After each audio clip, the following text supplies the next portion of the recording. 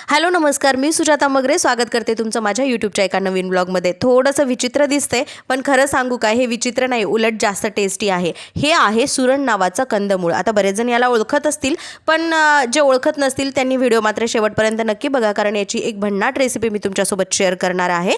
आणि आता हे बटाट्यासारखंच असतं, म्हणजे कंदमूळ आहे तर जमिनीच्या आत उगवतो। पहिल्यांदा हे घ्यायचं, त्याला कुकरला जसं आपण बटाटे उकडून घेतो ना त्याचप्रमाणे उकडायला ठेवायचं। त्यानंतर ग्रेव्ही तयार करायची, जशी आपण पनीरच्या भाजीला तयार करतो त्याचप्रमाणे। आता 2 टमाटे घेतलेले आहेत, 2-3 कांदे घेतलेले आहेत, छान असा लसूण सोलून घेतलेला आहे, छान भाजून घेतलं, त्यानंतर अशी मिक्सरला पेस्ट वाटून घेतलेली आहे।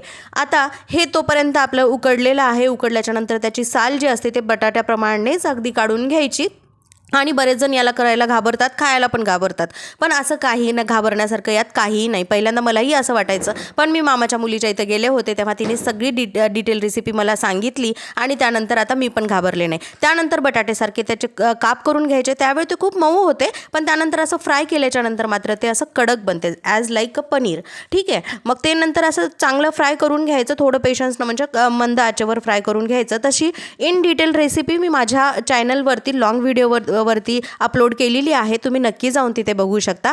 त्यानंतर एक फोडणीसाठी कांदा चिरून घेतला, इथे कढईमध्ये तेल टाकलं, चिरलेला कांदा यामध्ये टाकलेला आहे। आता कांदा चांगला तांबूस रंगाचा होईपर्यंत भाजून घ्यायचा, त्यामध्ये थोडंसं लसूण अद्रकची पेस्ट टाकायची आणि जी काही मिक्सरला ग्रेव्ही फिरून घेतलेली आहे ती यामध्ये ॲड करायची। आता छान तर्री येईपर्यंत, तेल सुटेपर्यंत ती जे आहे ते ग्रेव्ही भाजून घ्यायची। त्यानंतर काळा मसाला यामध्ये ॲड करायचा आणि हे पण चांगलं असं फिरवून घ्यायचं।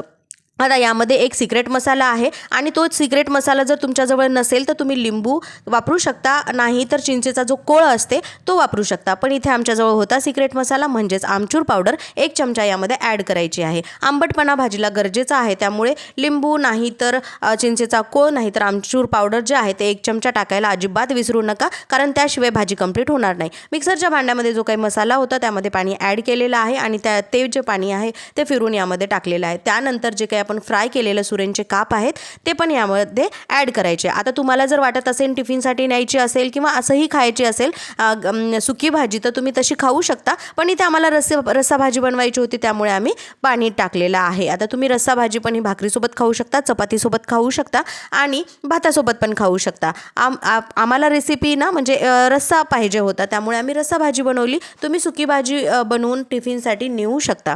त्यानंतर आता याला एक झाकण झाकून ठेवायचं, 2-3 मिनिटांसाठी वाफ निघू द्यायची आणि त्यानंतर आपली रेसिपी तयार आहे। व्हिडिओ कसा वाटला मला कमेंट सेक्शनमध्ये नक्की सांगा। आणि हो, तुम्ही जर माझ्या चॅनलवरती नवीन असाल तर माझ्या चॅनलला सबस्क्राईब करा। भेटूया नेक्स्ट व्लॉगमध्ये, तोपर्यंत बाय। आम्ही जेवून घेतो आता।